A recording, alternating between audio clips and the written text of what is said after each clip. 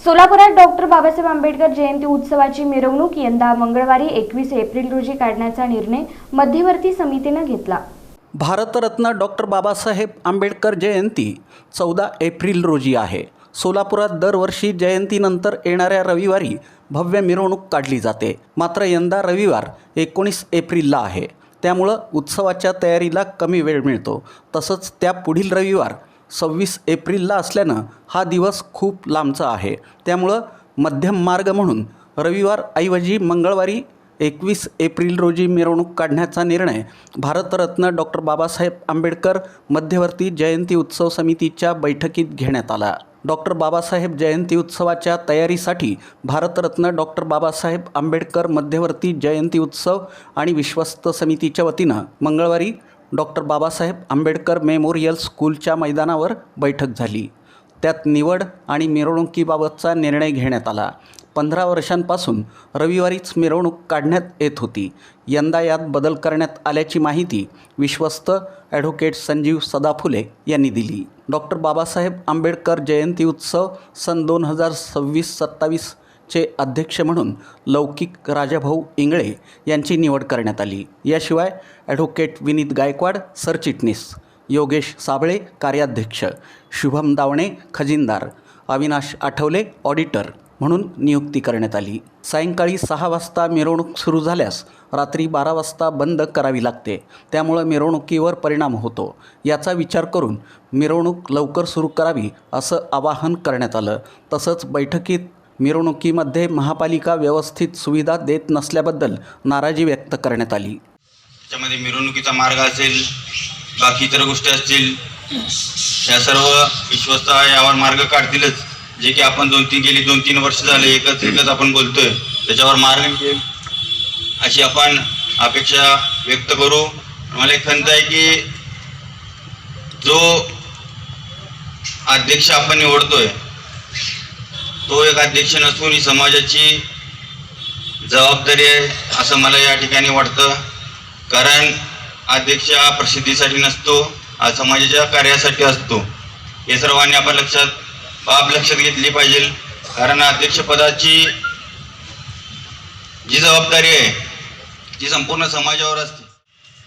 कारण पोलीस खात्यानेच आपल्याला पूर्णतः परवानगी दिलेली आहे। डरने की क्या बात है, पुलिस हमारे साथ है। त्यामुळं तो पण विषय नाही आहे। महत्वाची गोष्ट काय आहे, आपल्या मंडळांना सर्वांना स्पेस मिळण्याची आवश्यकता आहे पुढे जाण्यासाठी। आणि खरं पारंपरिक मार्गाने जर मिरवणूक निघाली, टपरींमध्ये कोण जर घुसलं नाही, पोलिसांनी साथ देऊन कोण पुढे आलं नाही आणि पारंपरिक मार्गाने जर आलं तर खरं सांगतो आपल्यातल्या प्रत्येक मंडळाला बाबासाहेबाच्या पुतळ्याजवळ नाचायसाठी आपली गाडी येऊ शकते। आम्ही त्या काळी बैलगाडी होती, बैलगाडीमध्ये आम्ही मिरवणूक काढत होतो। आणि मिरवणूक काढत असताना आम्ही 3 ते 4 वाजेपर्यंत मंगळवार चौकी आहे का, मंगळवार चौकीपर्यंत येत होतो आणि तिथून आम्ही मड्डी वस्तीवर जात होतो। आणि आम्ही जात असताना मागं सुद्धा गाड्या तशाच यायच्या आणि मिलिंद नगरमध्ये पंचाच्या चावली पोरं त्या विसर्जित व्हायच्या। असं असताना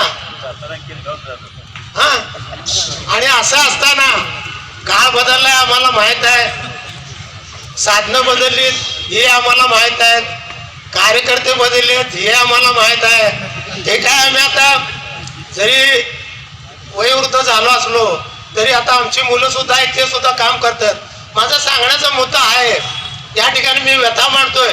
माझ्यासारख्या माणसाच्या जे जुनं मंडळ आहे, गेल्या 3 वर्ष झालं बघा मिरवणूक येते फार मोठ्या आमच्या गल्लीत तेवढंच गाजलेलं। परंतु विश्वस्त समितीच्या एका बैठकीमध्ये असं ठरलं की यावेळेच्या मिरवणुकीमध्ये 135व्या जयंतीच्या मिरवणुकीमध्ये आपल्याला काही बदल करता येतो। विश्वस्त समितीच्या गेल्या 10 दिवसामध्ये 2 बैठका झाल्या आणि या बैठकीमध्ये विश्वस्त समिती आणि उत्सव समितीच्या प्रमुख पदाधिकाऱ्यांनी निर्णय घेतला। 14 तारखेला येणारा जो मंगळवार आहे त्या दिवशी डॉक्टर बाबासाहेब आंबेडकरांच्या प्रतिमेची प्रतिष्ठापना झाल्यानंतर 19ला रविवार येतोय, त्याऐवजी पूर्वीच्या पद्धतीनं 10 दिवसाचा सप्ताह असायचा, वॉर टू वॉर, असा एक आपण प्रयोग करूया. म्हणजे ही चाललेली जी वळवळ आहे हे थांबण्यासाठी पोलीस प्रशासनाला भाग घेणार. आपल्याला भीम जयंतीमध्ये सर्वप्रथम डॉक्टर बाबासाहेब आंबेडकरांची जेव्हा मिरवणूक निघत असते ती पारंपरिक मार्गानेच निघू द्या.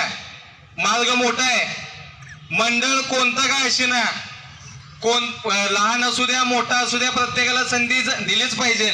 आपण एक 10 to 12 असं एक टायमिंग करावं आणि पोलीस बांधवांना घेऊन डॉक्टर बाबासाहेब आंबेडकर पुतळ्यापाशी जे जंक्शन पॉइंट आहे त्या जंक्शन पॉइंटला गाडी कोणती काय असेना 15 मिनिट थांबायचं आणि पुढे जायचं. त्यामध्ये असं ठरलं की काही लोकांकडून मिरवणुकीची अडवणूक केली जाते आणि बऱ्याचशा मंडळांना पुढे येता येत नाही. तर हा आजार बरा करण्यासाठी आम्ही असा विचार केला की मंगळवारी मिरवणूक घ्यावी का, कारण थोडं औषध पिल्याशिवाय आजार बरा होतो.